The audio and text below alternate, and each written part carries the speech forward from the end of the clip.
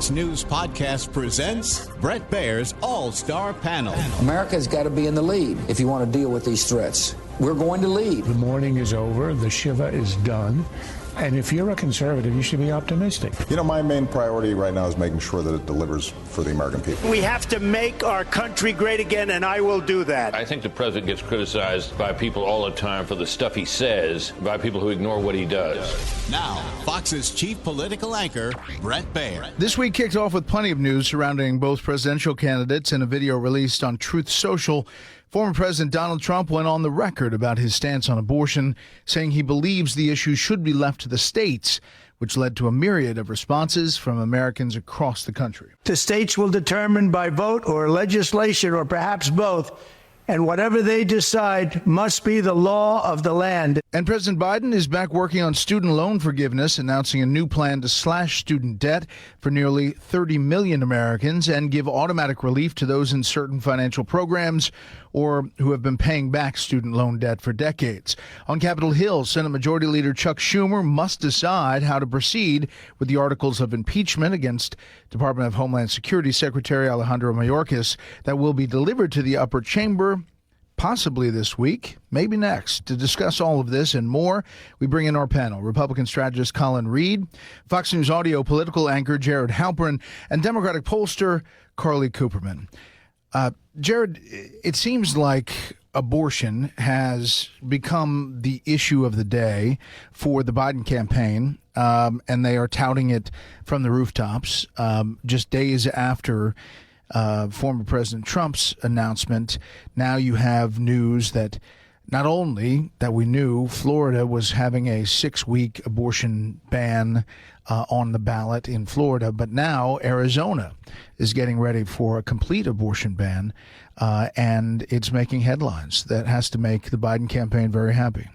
Well, I think you've seen this really energize Democrats, certainly the Biden campaign, even going back to certainly the 2022 midterm elections and how it seemed to galvanize the vote in an awful lot of congressional districts. And listen, I think when you look at what the Supreme Court of Arizona, the state Supreme Court ruled, it sort of opens up a lot of the arguments that the White House and President Biden have been trying to make, noting that this is now a law in Arizona that dates back to 1864. President Biden, in a statement, noting that was before Arizona was a state, well before women had the right to vote. And Karine Jean-Pierre, the press secretary, is saying it is because of former President Trump's 3 Supreme Court justices that there is now this chaos and confusion playing out across the country today. And to your point, Arizona, one of those states that could decide this issue on the ballot in November. It is going to be on the ballot in Florida, in a few other states too. And I think for Democrats, as they look at polling numbers and they look for ways to energize voters, maybe energize voters who aren't super enthusiastic about President Biden, this is one of those issues that they believe can really get folks out to the polls and help them not just in a presidential election, but maybe some of those down ballot Senate and House races as well. And Colin, you have to look at the back and forth between former President Trump and what was a close ally, Senator Lindsey Graham from South Carolina, very public kind of back and forth on the issue of abortion. Who knows how this is going to play out over the months, but clearly Democrats are going to try to use this. Already the White House today saying there are now 21 extreme state abortion bans in effect across the country. And that, in effect, has changed the dynamic as far as this campaign and what it's talking about, despite all the things that we're dealing with. Yeah, politics is the game of persuasion.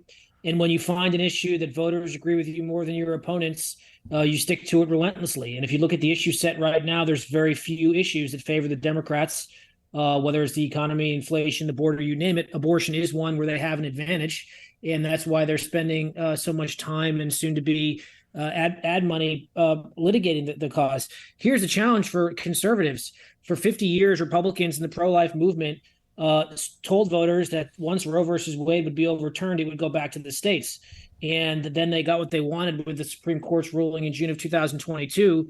And since then, the message has been very muddled. Some people favor a federal ban, others don't favor a federal ban, but it's been all over the map. Yesterday, President Trump finally gave some cohesion to the argument, and as the head of the party, as someone who's been able to bend his will to the party, it's now time for the party to unify around that, at least for this election season. But in the meantime, I expect this issue to come up time and time again, as Democrats have very few cards left to play. This is one of them. They know it's worked in the past, and they're hoping it can get them to victory again in the future. Yeah, Carly, the Biden campaign saying this ruling in Arizona is the result of extreme agenda of Republican elected officials who are committed to ripping away women's freedom. It's kind of cut and dry. However, had former President Trump was trying to tiptoe through this and to try to take the issue off the table, doesn't seem like he's done that in the wake of this Arizona ruling, in the wake of what we see in Florida. And would he have been better served to have a position at 15 weeks like many European countries do and turn the tables on Democrats and say anything past that is extreme? Yeah, look, that's absolutely right. I think the bottom line is that Trump is aware of the political implications of the issue. He knows that he's going to upset conservatives and he's going to upset some people in his base by saying what he said, but he also knows that they're basically not going to abandon him and they're not going to not vote for him while saying that. So he's going to upset people on the right no matter what he says. Whether it's a 15-week ban or letting the states decide. And I think regardless, this is going to give momentum for Democrats to just any opportunity that Democrats have to talk about abortion, to talk about a legal right to abortion is something that is working for them, right? We know that voters are unhappy with how the Biden administration is handling a lot of issues, but this is one that is on their side. And this is going to be momentum, hopefully to energize the base. There's a lack of enthusiasm among Democratic voters that this is one issue that's going to rally them. And then what played out in Arizona is exactly the point that, it really just went right into the hands of what Democrats have been trying to say over and over again. This is what happens if you do leave it up to the states. And so having these ballot measures to come and vote for a right to abortion in the state is a way to get Democrats to turn out. It's a way to build back support for Biden where it's otherwise there's, this lack of enthusiasm among Democratic voters. Okay, meantime, Jared, on Capitol Hill, we're talking about tough issues for Republicans. Tough issue again for Republicans is watching the governance of the House Republicans. You have Marjorie Taylor Greene threatening what she says is going to move forward, this vacate effort on Speaker Mike Johnson. And she's saying, and I'm quoting here, "We are losing Republican members of Congress under Mike Johnson. He is not a Republican Speaker of the House. He's the Democrat Speaker of the House." That's a member of his own caucus. And he has to get some big things across the finish line in a short amount of time. FISA reauthorization, the supplemental for Ukraine and Israel funding, let alone what they're hoping for on something with the border. And it could be that Ukraine funding, Bret, that kind of determines the fate here of Speaker Mike Johnson. One of the things that Congresswoman Greene, Marjorie Taylor Greene, has been very vocal about it is that there should not be any more of this aid to Ukraine with that kind of vote. It seems like Mike Johnson is kind of moving in a direction that would open up maybe not exactly what the Senate passed, but some sort of legislative vehicle to get Ukraine aid across the finish line here. Would that be enough then for her to trigger this motion to vacate? And if it is sort of allowing this Ukraine aid, which is something that has had an awful lot of support among Republicans, an awful lot of support from Democrats because President Biden wants it done, would that be enough for maybe Democrats to bail them out if necessary? It would not take very many Republicans joining with every Democrat to oust Speaker Johnson in the same way that they successfully ousted Kevin McCarthy. In McCarthy's case, not a single Democrat came to his aid, came to bail him out. Would that be a different scenario for Mike Johnson? based on allowing maybe a vote on this Ukraine aid, allowing a vote on some of the immigration proposals or border proposals, perhaps, that President Biden has put forward. So those could be the two issues, ironically enough, I think, that maybe determine the future of Mike Johnson and whether or not he's able to kind of navigate those two issues in a way that kind of has everybody back off this very serious threat to his speakership that exists right now. But is it really a threat to his speakership? I suppose it is. But who else in the caucus can have enough votes to be speaker? We saw what happened after Kevin McCarthy. Well, and Mike Johnson was the default after three others. Listen, you're right, but that hasn't stopped the process before. And so I wonder if that would be enough of an argument this time around. You have heard from Republicans, even some who supported ousting Kevin McCarthy, of that very thing, right? That this creates now a level of dysfunction. It because of the even slimmer Republican majority, it would increase the chance potentially of Hakeem Jeffries becoming speaker. So you're right. And that's not a joke either, because it depends on who's in the chamber. Who's in the chamber when they're voting? Yeah. You could legitimately, Colin, have a speaker, Hakeem Jeffries, with just a few votes, either not being there or not present or voting the other way. Yeah, it's been tough sledding for the House Republicans over the last few weeks, and I think that's putting it mildly. Look, the reason that Kevin McCarthy was ousted was less so, or two things. One is because his majority was so threadbare to start with as a result of candidates underperforming and candidate quality and just the underwhelming 2022 midterms that Republicans had. So they didn't have that huge majority. You have a 30, 40 seat majority. These backbenchers, these rabble rousers, they don't really matter. You have a 5, 6, 7, 8 majority. All of a sudden, they hold your fate in your hands. And then number two, a lot of this was personal toward him. The Democrats didn't bail him out because they didn't like him, frankly, and that was the problem that he had with a lot of his own members. So, but to your point, Bret, you can't replace somebody with no one. We saw from the 3-week fiasco last fall that Mike Johnson kind of ascended to the speakership because he was one of the last people standing. So I don't think that my sense is that he's on a little bit firmer footing. But yeah, anything can happen. This majority is so threadbare, and it creates challenging not only for the ability of what the House Republican Congress should be doing, which is spotlighting the excesses, the failures, and holding the Biden administration to account for many of their failures over the last 2 years, and giving former President Trump and his campaign items and topics to talk about in the news. Instead, the Republicans are on their heels right now, and it's not great for the party as a whole, and that's for sure. Panel, we'll hold it right there. Carly, I would argue that this is a very good week for the Biden campaign, and it's only Tuesday. There are a lot of things that seem to be going that way, and the recent polls have shifted in some of these swing states, seeing the current president bumping up a little bit. As you look at the election now, what are the things or thing that Democrats most fear heading towards November, 6.5 months away?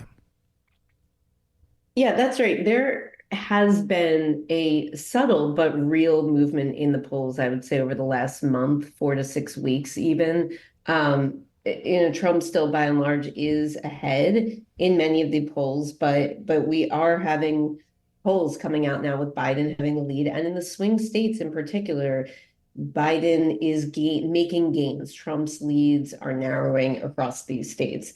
And, this is very close in a lot of these states. I think in terms of bad things for the Biden administration, it's, when there's talk about the border crisis and when there's talk about immigration, these are issues that play into Trump's strong suit. There's a reason that he had the bipartisan Senate bill killed, which was the Biden administration's effort, I guess, or their hope in terms of getting measures passed that were going to help address this issue. The Biden administration knows that this is a weak point for them and that they have to come forward and doing something to acknowledge that. And the narrative in the economy is one that has been really, really challenging for the Biden administration this whole time, despite the fact that there have been all of these strong economic reports as with regards to job growth and unemployment remaining low, a strong economy, and even inflation coming down. This is something that Biden has struggled to get to translate into results for his polling and for his approval. And he is working tirelessly to try to get to change. But, when the narrative speaks about immigration challenges and economic challenges for voters, he's on his heels, and hence why, there is an eagerness to be able to shift the conversation to things like abortion rights and democratic values in the race. Right. Threat to democracy and abortion had a bigger factor in 22 than we thought it was going to. And it did have an effect in a lot of those races. Jared, now President Biden is back on the student loan forgiveness train, despite being kind of smacked down by a couple of courts, including the U.S. Supreme Court. Now trying at it again. There is obviously pushback on Capitol Hill, but is that an effective political tool for young people voting, or does it kind of piss off people who've paid their student loans down after working very hard to do that? No, listen, I think there's certainly a double-edged sword. I do think that there's sometimes a bit of a misnomer that this is directed only at younger voters. When you look at especially the way that a lot of these student loan forgiveness plans have kind of been rolled out as of yet, they've dealt with people who have been paying their loans for, 20 years in some cases. So not necessarily like millennials or Gen Zers, but sort of getting to that broader point. You hear the president talk all the time about giving people more breathing room. I think he views it in that context.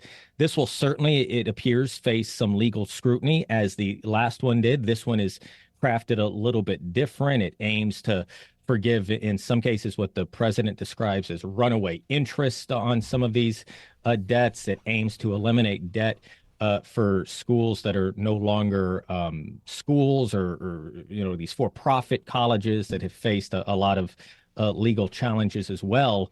But it's clear that it's going to face a legal challenge again. I think that the struggle for the president is this was something that he ran on first in 2020, is running on it again in 2024. And you do hear that there is an awful lot of frustration that it's not something that he's been able to make good on in the way that he had hoped to. Now, again, this is a different kind of proposal. It uses a different law. If you recall, the first time around, the White House relied on kind of this post 9/11 kind of bill. The Supreme Court said that was not the way that it was intended, slapped it down. This uses a different kind of legal authority. It's called the Higher Education Act, a little narrower in scope. But again, seems like it's something that's going to be decided not by Congress, but by the courts, Bret. Right.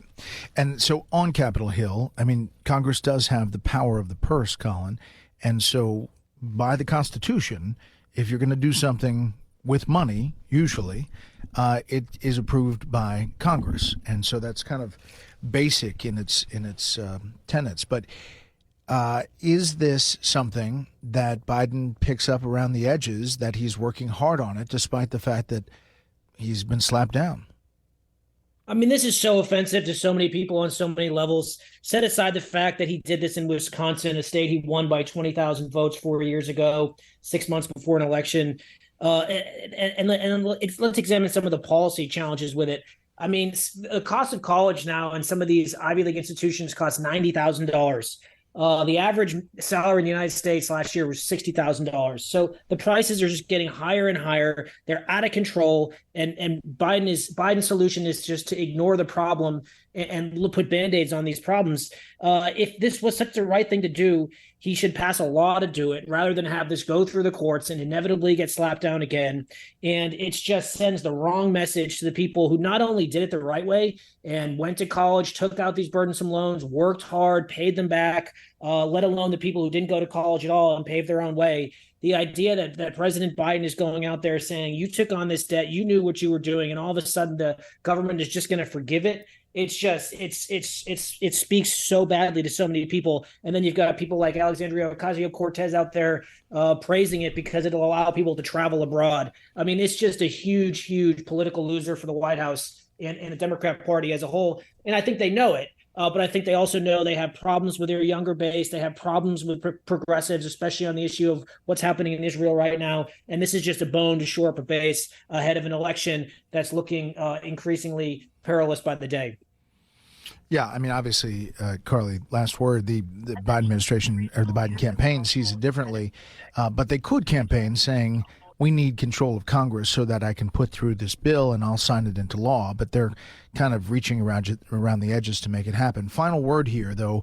Colin mentioned the Israel-Hamas battle over Gaza, and the administration has shifted its tone, in part, they say, because of the civilian casualties, and they want to see this ceasefire. There is movement afoot in the Middle East, but as far as the onus on Hamas to release the hostages or the specific concern for the American hostages, we don't hear that day to day as much. And I wonder how that plays politically. It seems that the Biden campaign is on one side defending, trying to shore up the progressive pro-Palestinian side of the party, and then also saying we're still standing by Israel, but just not completely. The Biden administration is in a virtually impossible position at this point with regards to the Israel-Hamas war. Biden and his administration has repeatedly proclaimed their support for Israel, their support for a democratic ally in the Middle East, and they know how important it is to continue that support. That said, I think that a lot of people are questioning Israel's approach and are frustrated with Netanyahu. And, Biden has to acknowledge the very real realities that there is an increasing dissatisfaction among people in his base who are not happy with the civilian casualties and the humanitarian crisis that's taking place in Gaza. I think there's a narrative there that is so much more prominent as opposed to bringing the conversation back to the hostages, bringing the conversation back to why Israel is in this war in the first place, or that Hamas is using civilians as shields and that they're, they have broken the ceasefires repeatedly, including by attacking on October 7th. And this conversation around the war has become so much exclusively around the humanitarian crisis. And the Biden administration is acknowledging that and acknowledging their frustration with that aspect of what's going on. But I think Biden does have to do both. He has to acknowledge the problems with what's happening and the death toll, while also being an ally of Israel. And so I think you're going to hear both statements coming out of him. Yeah, and it's getting tense, especially with Iran and, possibility of Hezbollah stepping up attacks as well. Panel, thanks so much. Now for a bit of history. On April 9th, 1963, Sir Winston Churchill was declared as an honorary U.S. citizen after former British Prime Minister Sir Winston Churchill presented a composed yet courageous leadership that inspired the United Kingdom's finest hour in World War II. President John F. Kennedy declared Churchill was a steadfast friend, the president proclaiming, under the authority of Act by the 88th Congress, that Churchill's bravery, charity, and valor, both in war and peace, have been a flame of inspiration in freedom's darkest hour, leading Churchill to become the first of only 8 people to be declared an honorary citizen of the United States. That'll do it for this week. You can hear more of this series at foxnewspodcast.com or wherever you download podcasts. Make sure to leave a rating and a review. We want to hear from you. For Carly, Jared, and Colin, I'm Bret Baier. We'll see you next time. Listen ad-free with a Fox News Podcast Plus subscription on Apple Podcasts, and Amazon Prime members can listen to this show ad-free on the Amazon Music app.